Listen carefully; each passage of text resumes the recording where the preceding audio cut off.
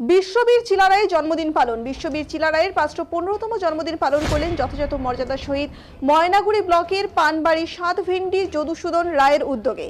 এই অনুষ্ঠানের শুরুতে বিশ্ববীর চিলারায়ের মূর্তিতে মাল্যদান করে অনুষ্ঠানে উপস্থিত ব্যক্তিবর্গরা পরে সকলের মধ্যে লাড্ডু বিতরণ করা হয় এবং দুস্থদের মধ্যে কম্বল বিতরণ করা হয়।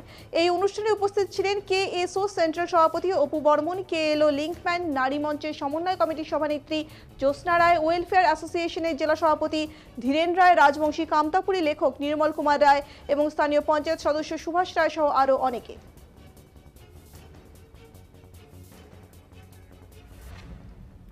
আজকে কি করলেন এবং কোথায় করলেন এই বিষয়ে? আজকে আমরা এটা পানবাড়ি জায়গাটা, এটা আজই আমার বিশ্ব মহাবীর চিলারায়ের উপজন দিন পালন করা হয়। আজকের এই পুণ্যতিথিতে মাঘী পূর্ণিমাতে আমার বিশ্ব মহাবীর চিলারায়ের উপজন হয়েছিল, সেই দিনটা আজ পালন করেছি আমরা। এটা আমার সাধ্য মতন যতটুকু আমার সাধ্য সেই পালন করছি।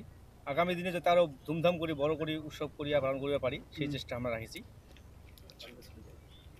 তো এই বীরচিলার রায়, তো এই বিষয়ে আপনি কি বলছেন যে ছুটি বা দিনের ঘোষণা সরকারের মধ্যে?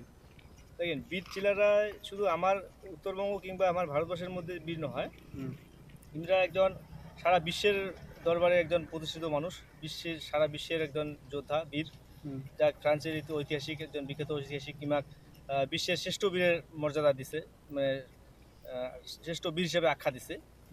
আমরা জানি যে আমার ভারতবর্ষের মধ্যে কিংবা পৃথিবীর মধ্যে তিনজনও কিন্তু বিশ্বের মধ্যে শ্রেষ্ঠ বীরের আখ্যা দেওয়া হয়েছে। যেমন নেপোলিয়ান আছে, ছত্রপতি শিবাজি আছে, তার সাথে সাথে চিলারায়ের নাম।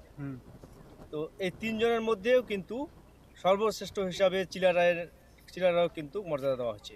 তার মানে চিলারায় হচ্ছে এই তিনজন বিশ্বের বীরের মধ্যেও টপ একজন যোদ্ধা। তো সেই দিনটা যাতে আগামী দিনে সরকারিভাবে ছুটি ঘোষণা হয়, এই দিনটা যেমন আসাম সরকার সরকারি ছুটি মান্যতা দিছে, ওখানকার সরকারিভাবে ছুটি ঘোষণা হয়েছে। তা আমার পশ্চিমবঙ্গ যাতে কমসে কম এই দিনটা যাতে সরকারি